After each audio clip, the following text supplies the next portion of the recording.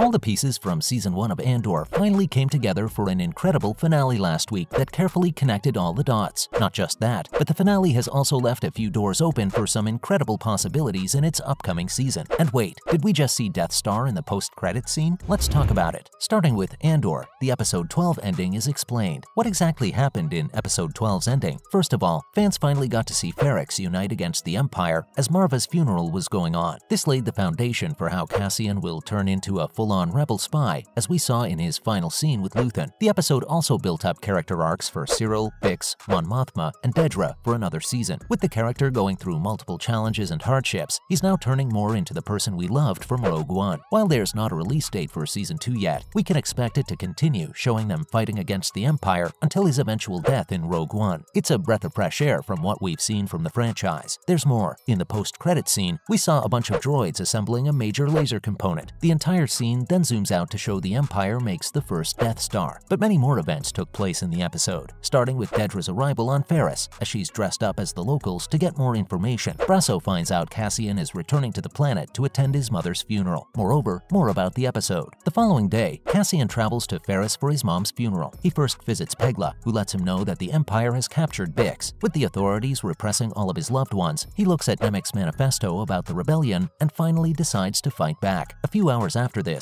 we see Dedra again in her quarters in Ferrix as she looks over how her forces handle Marva's funeral. She ensures that her people know that they must take Andor alive no matter what. During this, we discover that the Empire has destroyed Anton Krieger's forces. Dedra shows how unhappy she is with the decision not to take anyone in for questioning. On top of that, we've got Luthen making his way over to the funeral too. Brasso meets Cassian inside a hidden room and tells him how Marva didn't want him to blame himself for what happened to her. He also tells Cassian that she loves him no matter what. In turn, Cassian goes off to save Bix from the Empire, and all the while, Cyril pops up on Ferrix in search of him. Luthen then spots Vel in another part of Ferrix and tells her that the Empire looking for Andor is a good thing. If they find him, they're going to kill the outlaw. He then tells her to get Cinta so they can work towards completing their mission right away. Additionally, Marva's funeral. Right at that moment, the funeral march for Marva Andor starts. Joining the march is a young boy with explosives, disguised Imperial agents, Cinta and Vel. Meanwhile, an officer is there with his men to show some force against the locals at the funeral. Cassian spots Luthen from a distance, who's wearing a hoodie to blend in. As this is taking place, Cassian's friend informs an Imperial officer about his whereabouts in exchange for safety and freedom. After the officers tell this to Dedra, she reiterates that the character has to be brought in alive. As the funeral starts, we see Dedra inspect a building nearby with her men. During this, Imperial forces barricaded the march as a standoff between the two started. With the two forces now against each other, P2EMO starts playing a message left by Marva to inspire Ferrix's citizens. Imperial officers try to stop the message, but that leads to locals fighting against the Empire with a huge fight as the young boy sets off the explosive in between all the action. As the fighting gets worse, Cassian makes his way to Bix. Meanwhile, the Empire has started taking serious action against the locals. With that, stormtroopers then open fire on the locals, resulting in the death of many of Cassian's friends. Not just that, but during all of it, Cinta manages to kill the Imperial officer under disguise who works under Dedra. Lastly, everything's descending into chaos. With everything slowly making its way into chaotic territory, Cassian somehow manages to save Bix. At the same time, Dedra is saved by Cyril Karn from a bunch of locals that are trying to kill her. On the other hand, Cinta and Vel are clearing their quarters out for any signs that could connect to them. Ferrix's citizens and Brasso start prepping their ships to escape the planet and the Empire. Cassian hands Bix over to them with precise instructions on how to get out, but he stays back to fight and watches the ship take off. In Coruscant, though, Mon agrees to the proposal of marrying her daughter to the son of Davos Skulden. Of course, in exchange for his help getting the money she needs to fund the rebels. While it may be cruel, it does help her out from being caught by the Empire for illegal activities. Cassian sneaks into Luthen's ship and finds out he's planning to kill him. He then surrenders and tells Luthen to take him in or kill him. The episode ends with Luthen smiling at the character. What's next after Andor Season 1? Coming up, what's next for the ISB? As for what we're expected to see in Season 2 about the ISB, there's a lot they're trying to cover. With Dedra Meero's fall from grace in the season finale, her skills in developing strategies and staying on Partags's good side may have worked for a bit, but after the riot took place on Ferrix, her command no longer had any power. She will probably be facing a tough time at the ISB. On the other hand, we've got Cyril Karn, who's got Meero right where he needs her to force her into letting him work again on Cassian's trail. And let's not forget that ISB supervisor Lonnie Jung, one of Luthen's spies, is still hiding in the organization. Moving on, where does Mon Mothma go from here? Mon Mothma has become one of the franchise's most important characters ever since Genevieve O'Reilly first took over the role in 2005's episode Episode 3, Revenge of the Sith. Her role as a senator before the Republic's downfall and as one of the biggest bases of the Rebel Alliance are super crucial in Andor. The show managed to show just how much the character risked for the cause, more than any movie ever could. With Season 2, she will have much more on the line. While previous shows and films didn't discuss her home life, it's now a significant part of the show's story. The senator's from Chandrila, whose people have pretty traditional customs such as arranged marriages, exactly how she ended up with Perrin Fertha, and there's not a lot of love between the two. The character can't trust her husband, and even goes so far as to throw him and his gambling habit under the bus to explain the money missing from her accounts. In reality, though, she's been using the money to fund the Rebel Alliance. It seems like the gambling excuse has gotten the ISB off her back, but we expect them to come back soon. Next up, his latest storyline. Another exciting part of Mon's home life is her uptight and ungrateful daughter, Leda Mothma. She's like any other teenage girl and doesn't agree with her mother much, along with feeling neglected by her mother's work. As the senator needs help from Dabo Skulden to get more funding for the cause, the character only agrees to help her if she agrees to marry her daughter off to Dabo's son. For now, it seems like this is where Leda's story ends, but she could play a much more significant role in the next season. Finally, the Death Star is being built again. The ending of Season 1 came with a short post-credit scene that gave us some hints about Season 2, adding to its hype. After the credits, we see robots putting together different panels. Many of us realized what they were working on, but the show added some apparent clues in case some people couldn't catch on. The camera then pulled back to show a Death Star that was disassembled and was already in its final stages of being made. The part they focused on showing was the beam area of the space station, the very same area from where the world-destroying laser comes out. The Death Star was using parts made by Narkina 5's prisoners. Cassian's journey ends by bringing about a reminder of the Battle of Yavin, the fight where the weapon was destroyed. Cassian was forced to help in the Death Star's creation, but he redeems himself by working alongside Jyn Erso and the crew of Rogue One to bring about the blueprints that lead to its destruction. That's a wrap for this video. What are your thoughts about the season finale? Let us know in the comments below. Make sure to give this video a thumbs up and subscribe to our channel for more videos like this. See you in the next one.